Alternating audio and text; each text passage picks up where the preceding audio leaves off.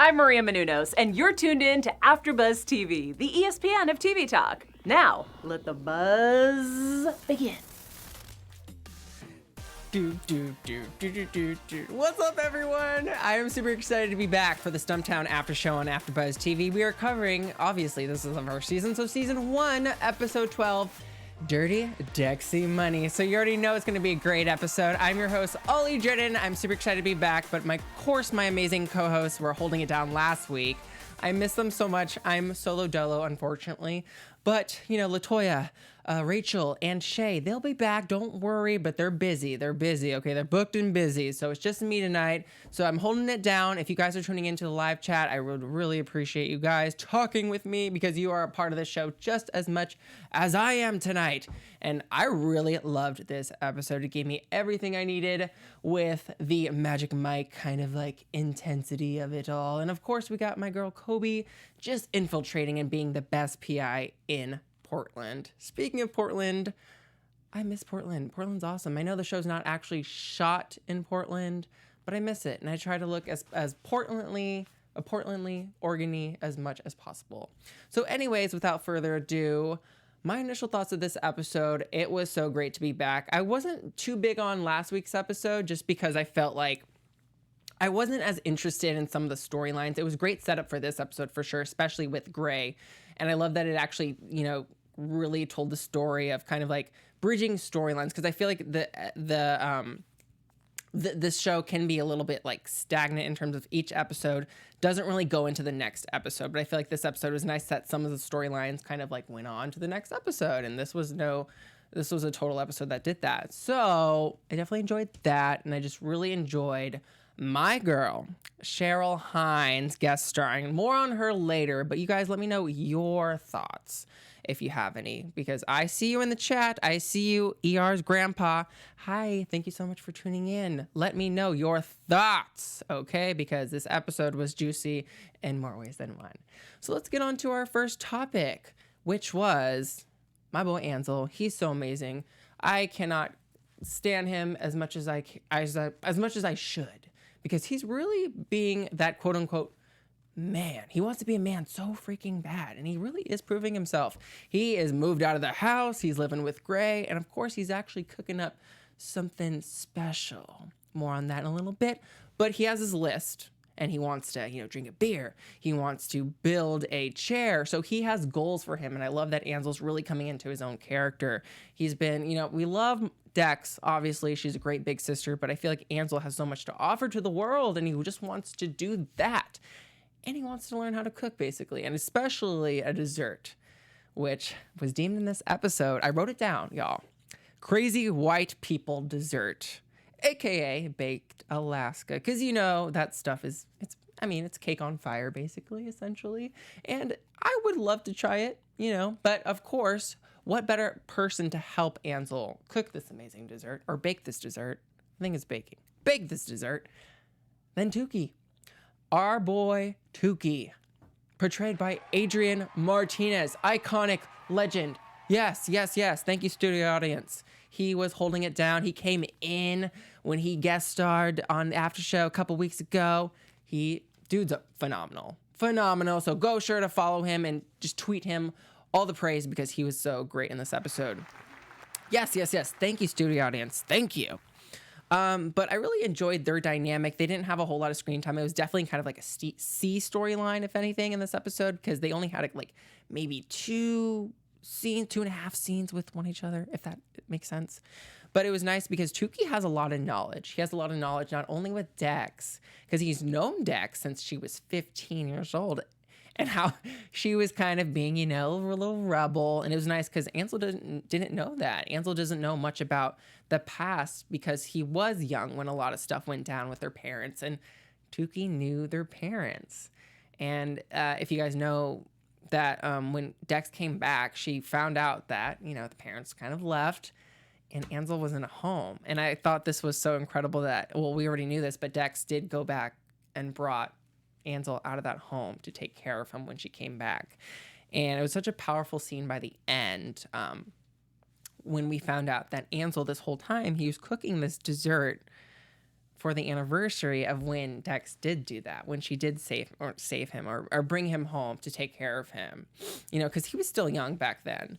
He wasn't an adult because now he's 21. But yeah, that was very special. I thought they was just kind of him wanting to make a dessert, but really it was something special, the anniversary, that he didn't forget. And just because they're not living together anymore, brother and sister, that doesn't mean they're not going to be there for one another. And I think that's just a very powerful message of family and your friends. You know, whether you guys are close, whether you guys are far, distance shouldn't complicate or disrupt a relationship, especially a family relationship.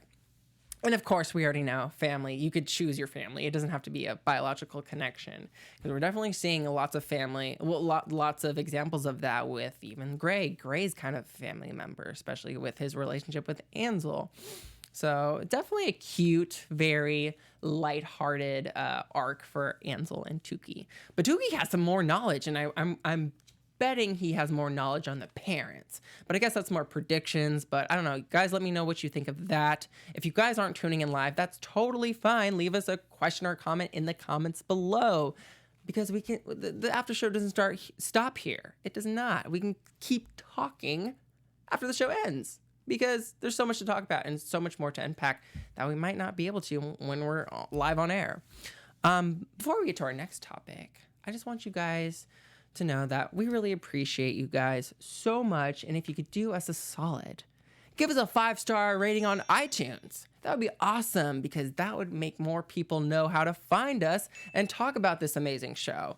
We love Stumptown. We love the amazing cast. We love Jake Johnson, Kobe, you know, Cameron. She is killing it as Lieutenant, okay? So you guys leave us that 5-star, because the other ones don't work. And subscribe to our multiple channels. You know, Shay was doing another show, after show, Good Trouble after show. So we do multiple channels. We love TV, okay? So just give us that 5-star review. And until then, thank you for letting us be the ESPN of TV Talk.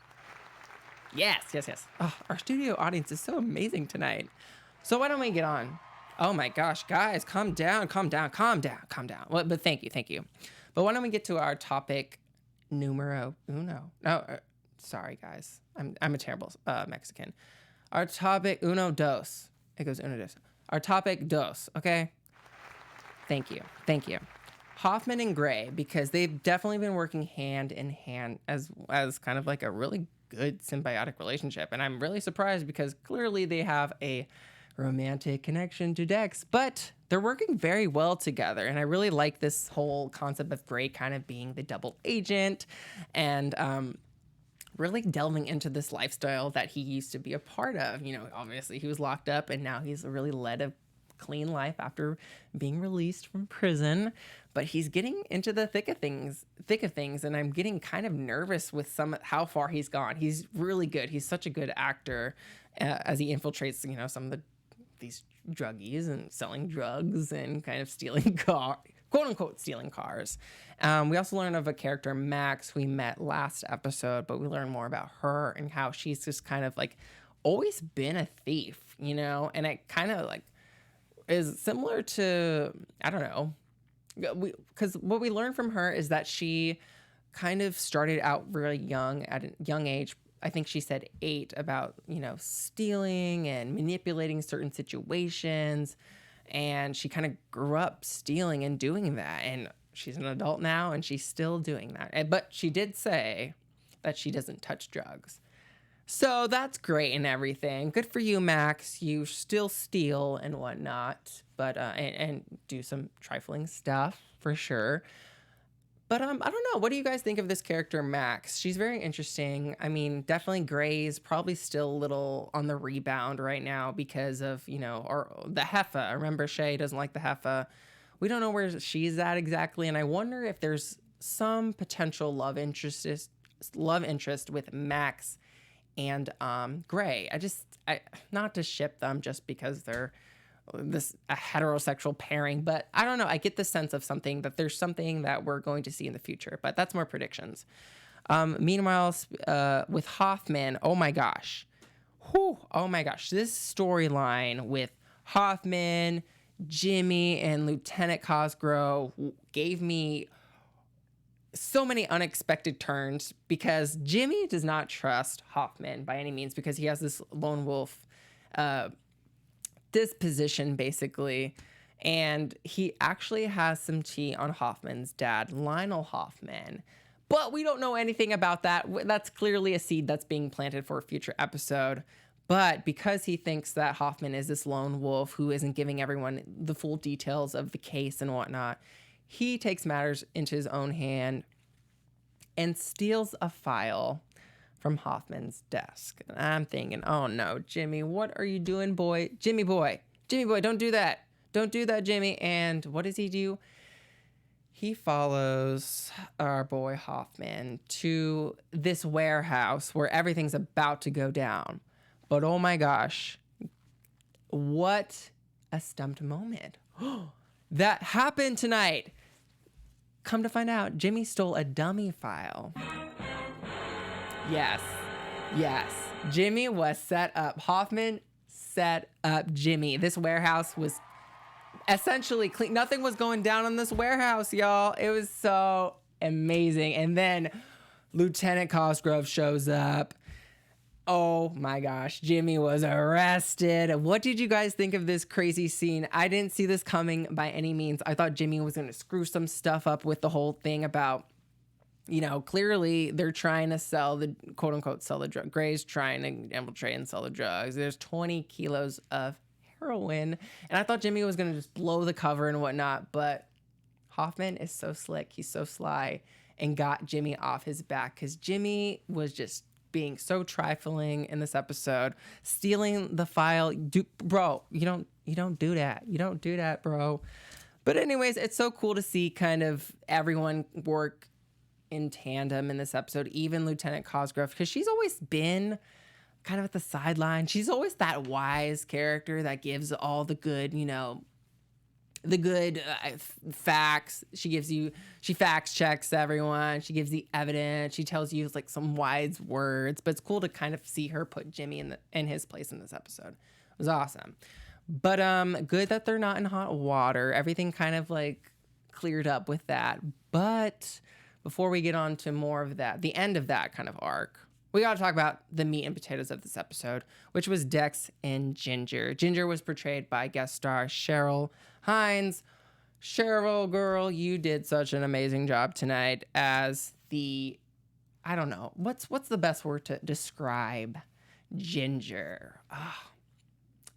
Incomparable? I don't know. She was bubbly, vivacious. I think we'll go with vivacious for Ginger because Ginger was trifling. She, you know what? Ginger was on the wrong show, guys. Ginger belongs on The Real Housewives. The Real Housewives of Portland. Okay, Andy Cohen, when are you gonna do Real Housewives of Portland? I would watch that. But anyways, cast Ginger if you do, Andy.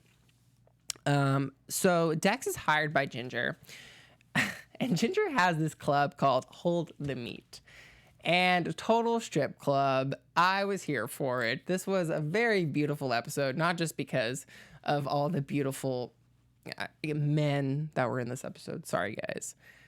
There were lots of beautiful men and beautiful women in this episode too, but it was very beautiful to look at. I will say, I can't emphasize that enough. No, I can't.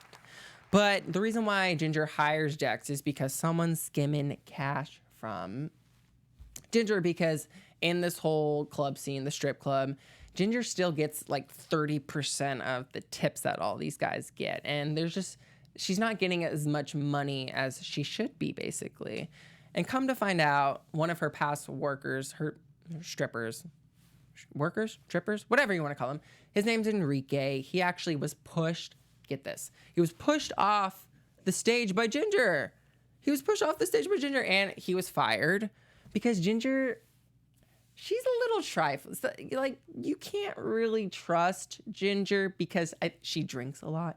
She wants it her way all the time. And, Enrique was pushed off the stage. And we come to find out he's a sympathetic character because he's a single father just trying to support his kid. He was fired. And it was actually nice because the other strippers were so supportive of him. And they've really just been helping one another skim some of the money. I know they're skimming money, but at the same time, Ginger, you pushed the man off the stage and he got injured. So they're skimming money to help support Enrique. And I thought that was actually very, despite all the crap that happened, I thought it was very honorable and that there was actually like a brotherhood in this crazy hold the meat strip club. So I thought it was beautiful despite how dramatic it turned out to be. Do want to shout out ER's grandpa in the chat. You said, I hope Grey's crush on Max doesn't end up getting her in trouble.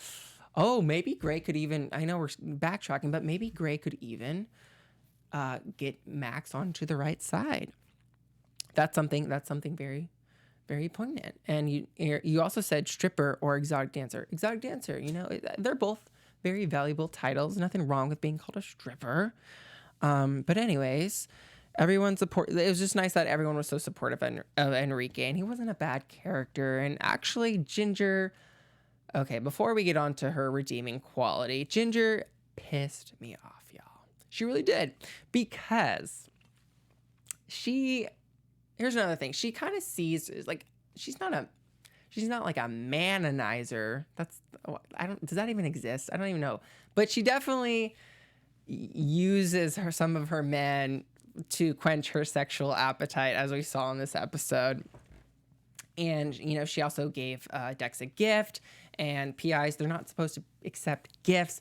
And I bring this up because she even tried to get Dex laid by one of her men. So I'm thinking, damn, okay, she has a brothel. Okay, the hold the meat's kind of no, it's not hold the. They literally want to hold the meat. Okay, in this strip club brothel setting that our girl Ginger is kind of running.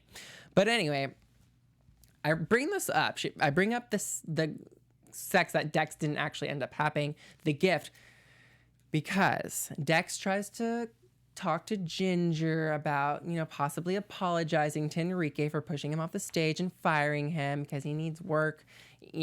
He's an exotic dancer, and it's Portland, mind you. He's not going to get... Where are all the strip clubs in Portland? I don't know, other than Hold the Meat. But anyway, Dex tries to talk to Ginger about, rekindling this a relationship with Enrique, hiring him back. And it backfires. Ginger is mad. She starts calling off Dex. Oh, you're just jealous of me. You want my life, girl. Blah, blah, blah, blah.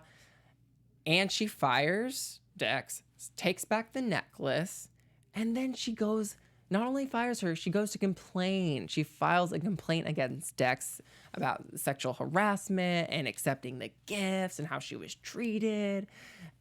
This, that, the third. I was shocked there. So that's another stumped moment that I was just appalled at with Ginger. But I gotta say, Cheryl, you played a good BITCH for sure. Because I was ready for Dex to punch you and slug you in the face, girl, after that. Because that could clearly take away Dex's whole PI license, and we don't want that to happen. This show's just getting started, and we need a season 2 ABC, that's for sure. I need to take a drink of my tea. Excuse me, y'all.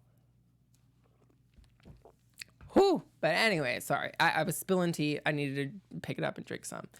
But it was just, thank you. Thank you, guys. I appreciate that. Oh, ER, you're talking back in the chat. You said, I love the actress playing that clerk at the SOB. Oh, she was really good. And I love that the place was actually called SOB for son of a BITCH, because I'm trying not to say bad words. Ouch. But yeah, this does wrap up, I will say. Enrique's hired back by Ginger, and it's really cool. She does that because we meet a character named Poppy.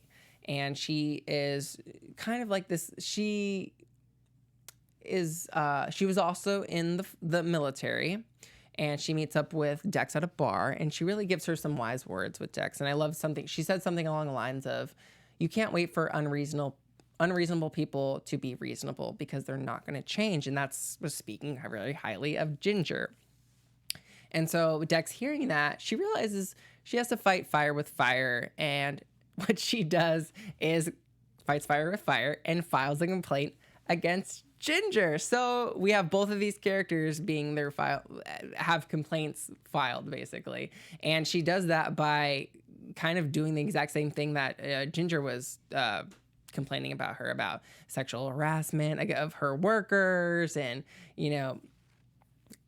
being verbally abused and whatnot for some of her workers as well. So clearly the girls don't want any complaints because their jobs are in jeopardy. So they come to an agreement of dropping their complaints. So that was cool because I thought some stuff was going to go down with I thought there was going to be a fight scene with Ginger and Dex, but lo and behold, there was not. So that was, I kind of like the fight scene. So that would have been a good fight scene to get Ginger getting wailed on. But Ginger was actually really redeeming, and she realized, wow, Dex, you actually took me down. And that's the first time someone actually did that. So it was nice. It was nice to see that the side of Ginger that we saw in the beginning of the episode, because I think we definitely, the way they wrote Ginger, they really wrote her in a sense of like a character that you could trust right off the bat. And I think this episode is really about trust as well.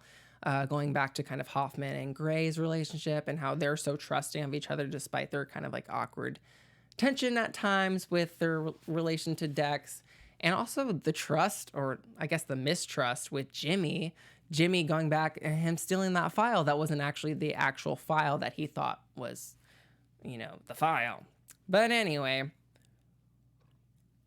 this episode does end. I'm going back to Hoffman. Speaking of Hoffman and Grey, they realize they need an outside force, a third party member. So everything's good and wrapped up with Dex and Ginger. No one's losing their job. And Hoffman and Grey need someone that they can trust. Keyword of the after show, guys. Trust. Drink if you're of age every time you hear the word trust. Or take a shot. Or eat a chip or something. But guess who that person is? Can you guess? It's Dex. Dex is the one that's going to help them bring down the drug lords at the end of the day. Yes. But that's kind of more for predictions because that's literally where the episode ends. So get those predictions ready. I'm going to get mine ready as well. But before that, we got to get to special segment and news. But first, special segment. You just got stumped. Yes, unfortunately, my girl Shay is kind of like the queen of this segment, but I'm taking over because she's unable to be here tonight. So you already know what this is. If you don't know what this is, all you got to do is let me know, let the fans of Stumptown know what stumped you the most in this episode. Because there was I was already talking about earlier in this after show that there were so many moments that stumped me. And gosh, I have to think the most stumped moment in this after show, I have to say, I have to give it to the whole scene with Jimmy where everyone kind of set him up with him.